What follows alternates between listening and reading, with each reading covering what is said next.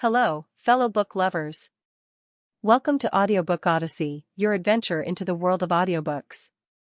Today, we're diving into the summary of Atomic Habits, the best-selling book by James Clear, a renowned speaker and expert on habit formation, decision-making, and continuous improvement. Published in 2018, this book offers a comprehensive and practical guide to building good habits, breaking bad ones, and mastering the tiny behaviors that lead to remarkable results. Clear's central idea is that significant, lasting change does not come from sudden transformations but from the cumulative impact of small, consistent improvements over time, what he calls atomic habits. Unlike books that rely solely on motivation or willpower, Atomic Habits emphasizes the role of systems, identity, and environment in shaping our behavior. James Clear begins with the powerful premise that habits are the compound interest of self-improvement. He challenges the myth that massive success requires massive action. Instead, he argues that the key to long-term improvement lies in making tiny changes that compound over time. Just as money multiplies through compound interest, the effects of your habits multiply as you repeat them over time. James Clear emphasizes that if you can get just 1% better each day, you'll end up 37 times better by the end of the year. On the flip side, if you get 1% worse each day, you decline toward failure. Thus, the foundation of Clear's philosophy is that small changes make a big difference, provided they are consistent. The book is structured around a 4-part framework known as the 4 laws of behavior change, which serve as the foundation for building good habits and breaking bad ones. These 4 laws are: 1. Make it obvious, 2. Make it attractive, 3. Make it easy, and 4. Make it satisfying. Each law corresponds to a stage in the habit loop: cue, craving, response, and reward. These stages represent the psychological process through which habits are formed and reinforced. The first law, make it obvious, focuses on cues, triggers that prompt behavior. Clear explains that many of our habits are so automatic that we don't even notice them.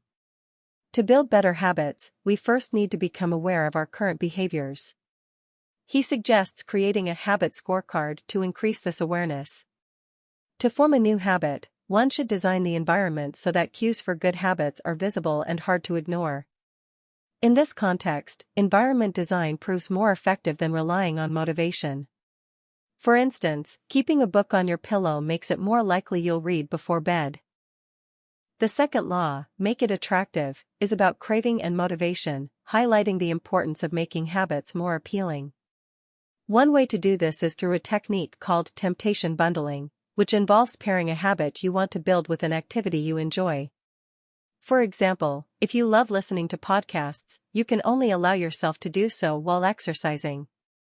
Clear also delves into social norms, explaining that we naturally adopt the behaviors of those around us. Thus, surrounding ourselves with people who already embody the habits we want to cultivate makes it easier to adopt those behaviors ourselves. The third law, make it easy, corresponds to the response stage of the habit loop. It emphasizes reducing the friction between us and the habits we want to form. Clear introduces the 2-minute rule, which suggests that any new habit should be scaled down to just 2 minutes when starting out. For instance, instead of aiming to read a book, commit to read 1 page. This lowers the mental barrier to getting started and makes consistency more achievable.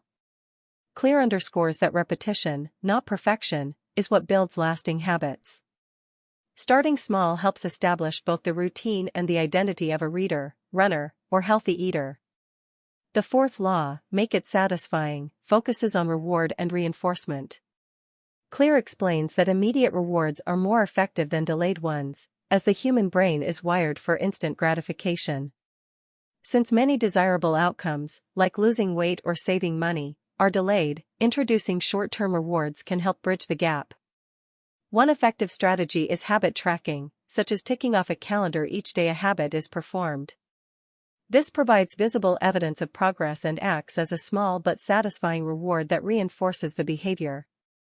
Clear also addresses the challenge of breaking bad habits, which he suggests is best done by inverting the 4 laws. Make it invisible, make it unattractive, make it difficult, and make it unsatisfying. This involves strategies like reducing exposure to triggers, reframing your mindset to highlight the downsides of bad habits, increasing friction, such as making it harder to access Insta-world, and adding social or financial consequences for continuing negative behaviors. A major innovation of the book is the focus on identity-based habits. Instead of merely focusing on outcomes, like I want to lose 10 kilograms, or processes, like I will run 3 times a week, Clear suggests focusing on who you want to become. I want to become a fit and healthy person. When habits are tied to identity, they are more likely to stick because they align with how we see ourselves.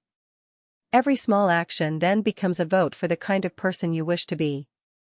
Identity change is the deepest level of change and the most lasting because it reinforces a sense of self.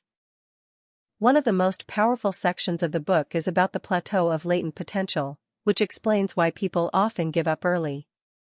Clear calls the early phase of habit building the valley of disappointment, where progress is not yet visible even though small changes are compounding. The key is to persist long enough to see the results. Much like water freezing at 0 degrees Celsius after being supercooled, change can feel invisible until it hits a tipping point. Patience and consistency are crucial during this stage. Another important insight from the book is the distinction between motion and action. Many people stay in motion, planning, strategizing, researching, but never take action. Motion feels productive but doesn't produce results. Clear argues that to build habits, action is necessary. Start small, and let the momentum carry you forward. The idea is not to rely on motivation, which is fleeting, but to create systems that make habits automatic and part of your identity. Moreover, Clear emphasizes the importance of systems over goals. While goals are about the outcomes you want to achieve, systems are about the processes that lead to those results. By focusing on systems, daily habits, routines, and environments, you create a sustainable framework for continuous improvement. This perspective shifts the focus from wishful thinking to practical, actionable steps. In essence, Atomic Habits by James Clear is not just a book about self-improvement, it is a manual for mastering the art of change. By making habits obvious, attractive, easy, and satisfying, and by tying them to your identity, you can reprogram your behavior and reshape your destiny, one small step at a time. The book offers a hopeful and practical message. You do not rise to the level of your goals, you fall to the level of your systems, and systems are built through habits. Thank you for listening. If this book summary moved you, don't forget to like, share, and subscribe to Audiobook Odyssey for more inspiring journeys like this. Also, comment below with the names of your favorite books that you'd like me to summarize.